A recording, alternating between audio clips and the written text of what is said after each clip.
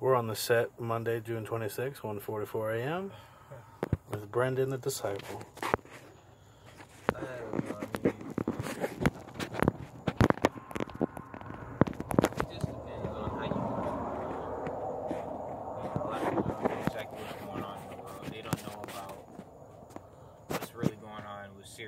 Why Syria is being attacked the way Syria is being attacked, and Russia, why they're over there acting like they're in cahoots with America. Truth of the matter is, they all want you dead. It's the real truth. So they really don't care. Russia, America, Syria, whatever you want to say, Al-Assad, or whatever you want to point out, all of them are bad, and they don't care about nobody. They don't care about their civilians. They don't care about none of that stuff. They care about their money in their pockets, their sex, their everything. As far as they're concerned, they don't care about none of your stuff.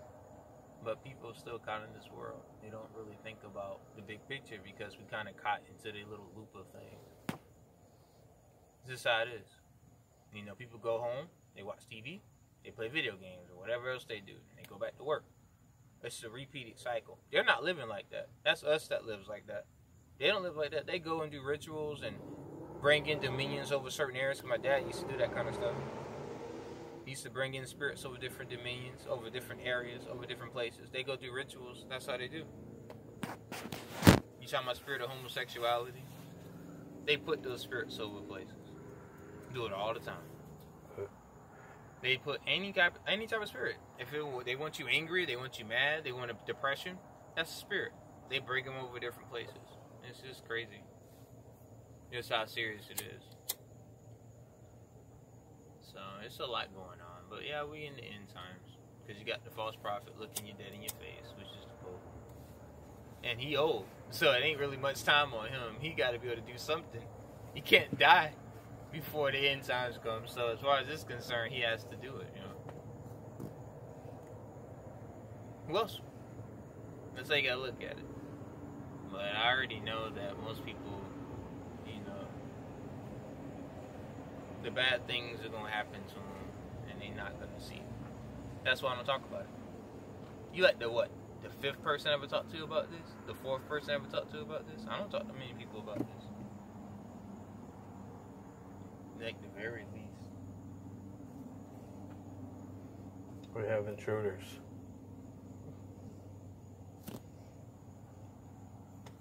Could be the coat.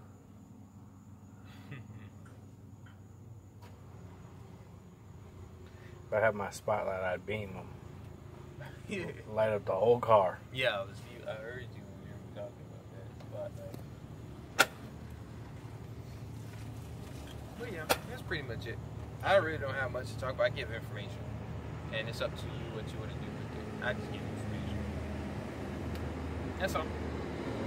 Read the Revelations, man. You talking about all the people in the world. That's the most important book in the entire Bible. I don't know if there's any more important book. It's literally verbatim what's going to happen in the world. That Daniel.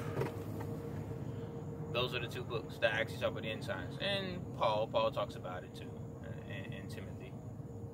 But those two, those four, are going to tell you about all that stuff. You just read the Bible. It's in the Bible. What I'm saying verbatim, I'm just taking what's in the world and translating it to what the Bible speaks of. Because the Bible talks about the end days. And we in it. Simple. Ain't much else to it. You think they're going to impeach Trump? It really don't matter to me. I always tell people that, because I hear Jeremy talk about it all the time. And he's like, well, you know, Trump. And I'm like, at the end of the day, if Trump leaves or if Trump stays, it makes no difference. Because they're doing what they need to do. Even if Trump gets impeached, does it change anything for us? Sure, they may make it like it's changing something for us, but it's really not. In the spiritual sense, it doesn't do anything. True. So why bother?